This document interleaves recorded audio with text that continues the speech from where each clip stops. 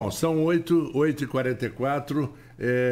Eu até aproveitando que estava conversando no intervalo com a Marcela, falando da queima criminosa de lixo nessa região. E não só na área rural, não. É área urbana. Eles fazem isso em ruas de movimento. Eles montam na porta de casa, fazem a fogueira e aquela fumaceira invade a casa dos vizinhos e ninguém está ligando, ninguém é punido. Isso é uma coisa criminosa, né, Marcelo? Pelo lado, então, do meio ambiente, é triste. Triste, a gente teve muitos focos de incêndio esse ano, né, principalmente nos meses de agosto e setembro, e muitos, né, desses incêndios é falta de consciência mesmo, ou queima do lixo domiciliar, ou capina, né, usar a queima como capina. E isso é muito ruim, né, terrenos baldios, que as pessoas colocam fogo para ser mais rápido o processo de limpeza, e isso vem causando, aí no Chapéu do Sol, em Atafona, foram vários focos de incêndio que nitidamente tinham relação com limpeza de terreno. E a gente tem isso ao longo da BR também, que aí tem outros fatores, seja a bituca do cigarro, seja uma garrafa, né, que é jogada de long neck, e com a ação do calor, que a gente teve secas fortes, né, isso se propaga no capim seco, né, a gente sabe que a garrafa, ela incide o calor ali, né, e aí ela reflete isso no capim, então são muitos os fatores que Ela vira uma lente aumento. exato, E e queima aquela, né, mesmo. queima. E aí, essa preocupação com os resíduos, aproveitando, né, que a gente está aí falando de conservação, a destinação correta dos resíduos, ela tem que ser, né, a gente tem que falar disso, né, seja ele, a gente vai fazer uma campanha, aproveitando para falar, né, a gente vai fazer uma campanha de recolhimento de garrafas de vidro, né, de todos os vidros que tiver no mês de dezembro. Nós vamos fazer dia D, eu vou fazer ecopontos, eu pretendo recolher um passivo de vidros que nós temos na cidade, né, como coleta aí seletiva, destinando adequadamente esses resíduos. Então, mês de dezembro aí, Renato, me ajuda aí a divulgar, nós vamos fazer, depois eu te dou mais detalhes aí do dia certinho, dos pontos de recolhimento, eu vou fazer troca de vidro por mudas de planta, né, eu vou incentivar aí para cada quantidade de vidros, a gente vai determinar aí, vou fazer uma regrinha aí bonitinha, para a gente estar aí incentivando, né, que as pessoas cuidem e plantem, né, melhore aí a arborização das casas, né, melhorando a qualidade térmica das pessoas, protegendo o meio ambiente, e a gente tenha também o recolhimento desse resíduo que eu vejo que muita gente guarda sem saber onde destinar, né? Eu ouço muito falar e muita gente querendo saber como destinar corretamente o vidro e a gente vai fazer esse recolhimento no município. Marcelo, eu queria entrar, a gente está caminhando para o final do nosso bate-papo aqui, eu queria falar sobre saneamento básico, que é uma questão extremamente importante, mas que, infelizmente, caminha muito devagar em São João da Barra ao longo da história. Né? A gente está falando de um município que tem água e esgoto somente em parte da sede do município. Nenhum outro distrito tem esgoto sanitário ainda. Nesse mandato em que ela acabou renunciando, a prefeita Carla Machado falou muito, hoje ex-prefeita, deputada eleita Carla Machado, falou muito em universalização da água potável no município. E agora, eu vi recentemente no Diário Oficial que começou-se um estudo, inclusive, para, digamos, trazer um novo modelo ou até mesmo uma nova concessão da questão da água potável e do esgoto em São João da Barra. Eu queria saber quais são os próximos passos, em que pé está essa questão desse estudo, o que a população pode esperar de novidade, tanto na questão da água potável chegando a todo mundo, que ainda não é uma realidade, quanto do esgoto não ser só mais na sede do município. Arnaldo, esse é um tema muito importante, né? E para quem está assistindo isso, onde a gente está falando de criação de unidade de conservação, é muito importante a gente associar, né? A gente está falando de qualidade ambiental, mas a gente precisa, né, entender que saneamento público também trata de proteção ambiental, além de saúde pública. Então, assim, a questão do saneamento do município, ela precisa avançar, sim. Nós temos, a cidade já tem um contrato vencido há anos no município, que é a Companhia de Água e Esgoto, mas que de fato fez água, né, e não fez o esgoto. E a gente precisa, né, existe um novo marco do saneamento que muda a forma como se trata, né, a questão, o novo marco. E esse novo marco determina, né, que a gente avance visando a universalização da oferta de água e esgoto no município. Então, a gente, para fazer isso, a primeira coisa que tem que ser feita é o estudo de viabilidade técnica, econômica, financeira e jurídica, né? Esse acompanhamento jurídico, que a gente agora fez a contratação da Fundação Getúlio Vargas, que no estudo que nós realizamos, né? Porque tudo é complexo, tudo é legal, tudo tem toda uma diretriz que precisa ser considerada, né? Então, assim, no estudo que nós fizemos, a Fundação Getúlio Vargas foi aquela que nos deu maior segurança e referência e de ter essa competência técnica por já ter feito esses estudos para outros casos, né, em outros locais. Então, para nos trazer a segurança jurídica, né, e técnica, a Fundação Getúlio Vargas foi contratada e a gente iniciou, né, no mês passado, os estudos, né, e a gente está muito feliz. Eu acho que é importante que a população entenda que a gente deu um passo enorme, enorme, para a solução do nosso problema, né? O problema é só de São João da Barra, não, esse é o problema do Brasil, né? Os indicadores brasileiros de saneamento são muito baixos, e isso se deve a diversos fatores, né? Porque os investimentos nesse segmento, eles são elevados e normalmente são feitos por concessões. E aqui no município a gente tinha uma concessão, apesar de vencida, que não avançava como o município precisava. Mas deixando isso para o passado e olhando para o futuro, porque a gente precisa, né, a prefeita Carla Capucci diz muito isso, e com todo o apoio da prefeita, né, tanto da nossa ex-prefeita Carla Machado, como hoje da prefeita Carla Capucci, ela disse, olha, agora e aí? Temos um problema que precisamos resolver, e agora vamos pensar no futuro e tomar as atitudes hoje para a gente resolver o nosso problema. E as atitudes estão sendo tomadas, o estudo foi iniciado, a primeira medição, né, o primeiro objeto, o primeiro produto a ser entregue são com 2 meses, né? Então, são vários produtos dentro desse contrato. O primeiro produto é o diagnóstico, que a FGV vai fazer esse cenário. O que nós temos, né? Qual é a realidade de São João da Barra hoje? Eu sei que a FGV está fazendo um estudo muito aprofundado de número de residências, é um estudo complexo, que pega dados, né, da Secretaria de Saúde, da promoção social, né?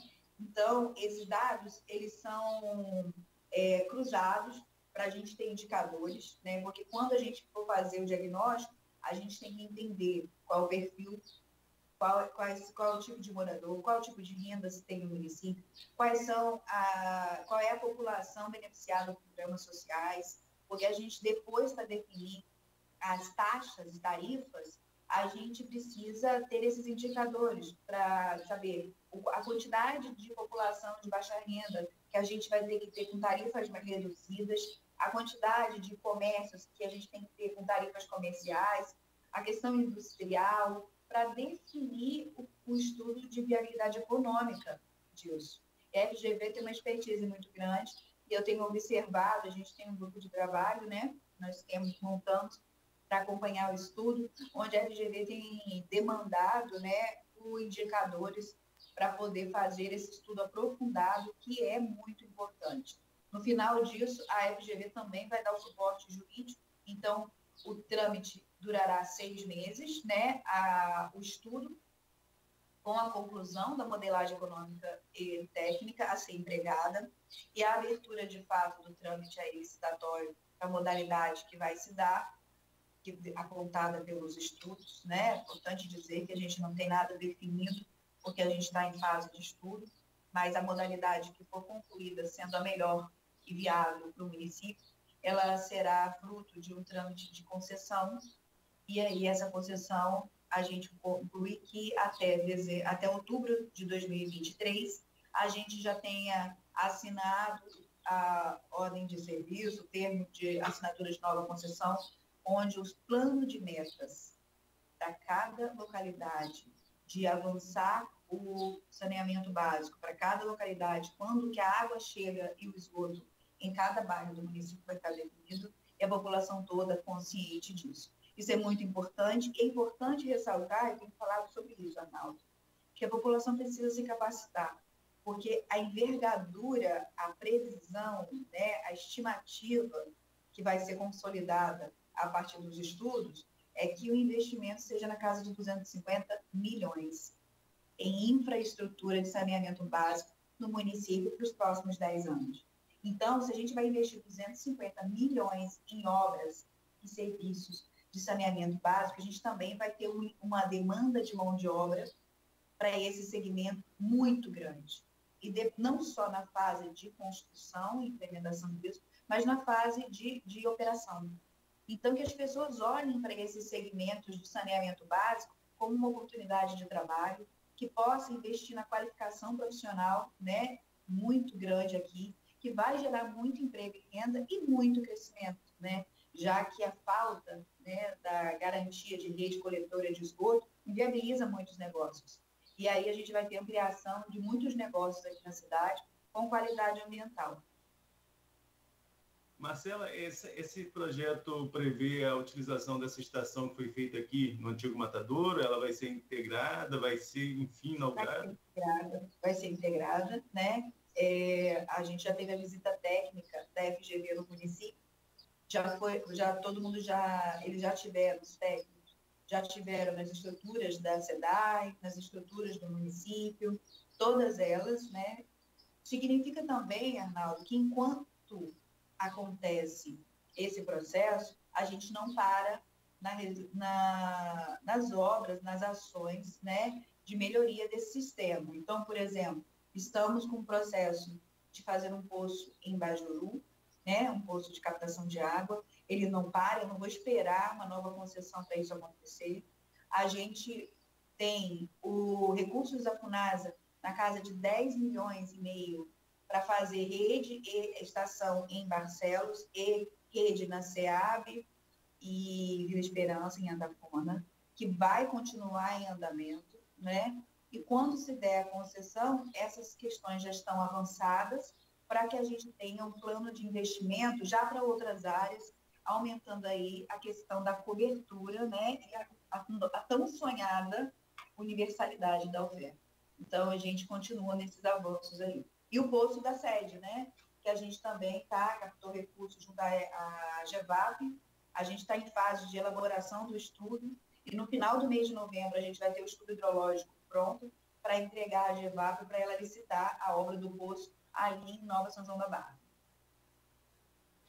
Para a gente concluir, Marcela, pedindo desculpa mais uma vez a você e a todos os ouvintes por problemas alheios à nossa competência, né, na questão do fornecimento de energia, que seria não é do meio ambiente, mas seria uma outra discussão que daria um programa inteiro de como concessionária não cumpre com as suas obrigações, enfim. Mas para a gente concluir, eu queria deixar o espaço aberto para você recapitular rapidamente a questão da nova área de proteção ambiental, unidade de conservação municipal, e como que a população pode e deve participar dessa discussão. Acho muito importante que a população entenda a nova fase que nós vivemos no município, né? A gente precisa, e não só no município, não, no mundo. O mundo vive um desequilíbrio ambiental enorme, que a gente chama de mudanças climáticas, né? E as mudanças climáticas se dão devido ao impacto que o homem provoca negativamente no planeta. Cabe, né, cada um de nós cumprir o seu papel. Não dá para a gente continuar atuando no meio ambiente sem a consciência de que precisamos preservar os recursos naturais para que as próximas gerações possam receber esse benefício. A gente não está vendo isso acontecer e olhando para o futuro. Os nossos avós olhavam para o futuro e achavam que um dia isso ia acontecer, mas agora está acontecendo. Enchentes, calor excessivo, né, alta da temperatura, secas extremas, são todos ventos extremamente fortes, né? Esse frio quando deveria ser calor, calor quando deveria ser frio.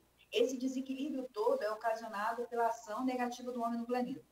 Então, a gente precisa ter consciência, a gente precisa preservar. A criação de unidades de conservação é esse, né, direcionamento e essa informação que a gente precisa dar. A gente precisa fazer localmente, porque o impacto ele é mundial. Então, toda ação local ela tem reflexo no local e no planeta como um todo. Então, cabe-nos fazer o nosso papel.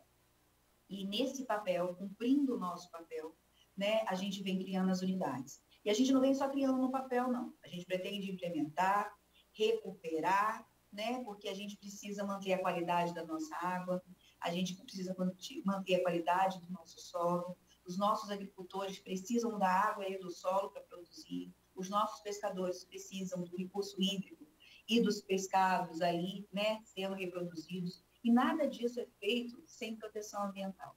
Então, a gente tem que ter a consciência e conscientizar os nossos filhos, e aí eu quero muito que a gente faça educação ambiental, mas a gente precisa fazer educação ambiental, mas os pais precisam estar abertos a ouvir, porque culturalmente, né, a criança traz a informação da escola, mas os pais, recentemente eu vejo assim, ainda joga lixo pelo vidro do carro, ainda joga resíduo, né, de forma inadequada, ainda joga resíduo junto com o entulho, resíduo domiciliar, junto com o entulho, né? Então, assim, a gente precisa muito educar a nossa população e muito se conscientizar.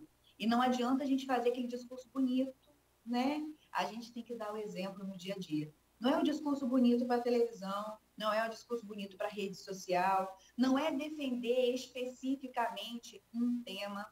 Quando a gente fala que a gente protege o meio ambiente, em cada ação, coibindo na sua casa a gota que cai, né, fica pingando ali a torneira, desperdiçando água, é não queimando resíduo, é não jogando lixo para fora, é tendo o cuidado, né, se você pode fazer a caminhada, diminuir o uso do carro para a gente poder estar aí, né, lançando menos gases no planeta, é a gente ter a consciência, usando menos papel, usando menos embalagem, né? Então, tudo isso é uma consciência ambiental. A gente está aqui no período do feriado, falando né, de conscientização, mas isso tem que ser prática, não tem que ser filosofia para a gente falar num dia bonito.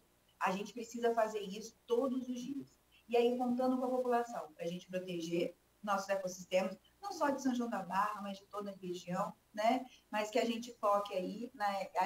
E aí agradecer, né? Eu vi o professor Bulhões, que estava aqui ao vivo, ele sugeriu uma vez, numa palestra dele, que a gente criasse a APA das Dunas, né? E aí, professor, aproveitando a influência do senhor e a sugestão, a gente criar a APA das Dunas de Restingas, né? Na hora da escolha do nome também temos influência aí. A gente ouviu os professores, ouvimos o professor Aristides, Sofiati, que também convidamos para participar e aproveitar convidado a todos os professores, aos alunos, à sociedade civil, à sociedade como um todo, os jovens, a estar conosco, né, aos jornalistas, para estar conosco nessa criação, porque juntos, né, podemos fazer a diferença. E aí, falando da sede, Arnaldo, que eu ia falar, hoje o Espaço da Ciência funciona como sede compartilhada das unidades. A gente já fez uma trilha ecológica lá dentro, tem uma viveiro de mudas, onde a gente está tratando de reprodução de mudas de restinga, e vamos montar, e aí a gente está com um processo aí de fazer uma sala verde, nós estamos tramitando na fase final, junto ao Ministério do Meio Ambiente, para fazer a sala verde lá dentro do Espaço da Ciência, e vai ser a sede permanente da APA, né, das Dunas e Restingas, e compartilhada até que as demais unidades de conservação tenham a sua própria sede. Então, vamos consorciar, nós vamos colocar os aquários aí, né, como espécies marinhas e de água doce do nosso ecossistema. Vamos fazer uma exposição fotográfica da restinga. No laboratório, nós vamos fazer, né, nós temos nosso amigo Marcos Lezonoz, biólogo, que faz taxidermia. Nós vamos falar de algumas espécies, né, vamos estar ali expondo essas espécies de fauna e flora, né, que aí a flora a gente vai fazer sementes, exposições de sementes, de folhas, nesse estudo. E vamos estar aí com a Sala Verde fazendo diversas palestras e diversas ações ao longo do ano. Já temos o calendário definido de ações, já temos um projeto político-pedagógico para essa Sala Verde aqui. linkada às unidades de conservação no município. E aí, em dezembro, teremos essa abertura da Sala Verde e, se Deus quiser, com a inauguração efetiva da sede da unidade da nossa nova APA, que a gente vai estar aí sendo discutida no dia 23, às 10 horas, em formato virtual. Todo mundo do Brasil inteiro pode participar, né? E a gente conta com a participação e a colaboração e contribuição de todos. E agradecer a oportunidade, né, do público aí, né, tá nos assistindo aí na Folha, através da Folha, aí do Marco Antônio, do Arnaldo, do Grupo Folha, de dar a oportunidade de a gente divulgar essa importante criação para todos. Nós é que agradecemos a sua participação, Marcela, Tem tudo som? de bom.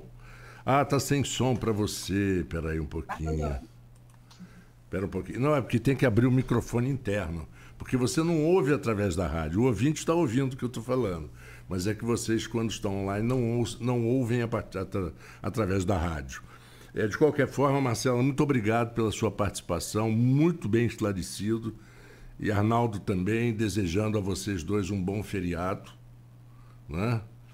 E você, eu imagino que você quase que não consegue ter feriados e folgas, porque os olhos estão sempre ligados ao que está acontecendo no entorno, né? É como o Arnaldo sempre diz e a Luísa também. Tem certas profissões que nunca tem descanso, né? Jornalista não pode sentar num bar para tomar um chopp, porque se acontecer alguma coisa, ele tem que ir lá, vai reportar. O médico vai atender, o policial vai fazer alguma coisa. Então, são profissões que são duras da gente descansar. Para vocês, então, ficamos por aqui. Arnaldo, voltamos na quarta-feira e a gente mantém... Aliás, voltamos na quarta-feira, Nogueira e Arnaldo. Estou falando pelo Nogueira. E que ele volta de férias e um bom final de semana para vocês todos. Bom final de semana, não, bom feriado. Para vocês também. Arnaldo. Ô, Marco, é isso. Só lembrando que amanhã, então, nós teremos uma programação musical dentro do feriado. Normal, exato, Amanhã é devido ao feriado. Agradecer a Marcela pela participação e, mais uma vez, nos desculparmos com ela e com os ouvintes devido ao problema que tivemos com a Enel, mais uma vez. Uhum. E na quarta-feira volta o Folha no Ar com o Cláudio Nogueira. Eu também estou de folga na quarta aí. Vou aproveitar que essa semana eu estarei de folga também. Eu volto na próxima segunda-feira, se Deus quiser. Um abraço a todos. Então, um abraço a todos e vamos seguindo com a programação da Folha FM. Está na hora de economizar energia.